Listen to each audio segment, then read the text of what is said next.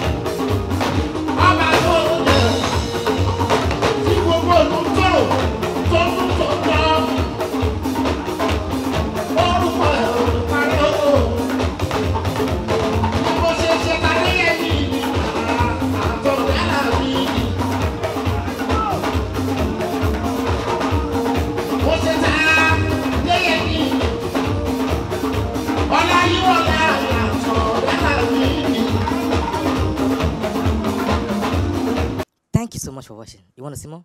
Click below and subscribe because we drop video every day. And if you have a show coming up, campaign, any kind of event, call us, we'll be there. And we are showing appreciation to our fans. So we are organizing a talent show which will hold on the 3rd of August 2018, which the best performance will be walking away with the cash prize and will be promoted on Boa TV for 2 months. So if you want to participate or need more info about this show, call this number below or check out this banner. Thank you.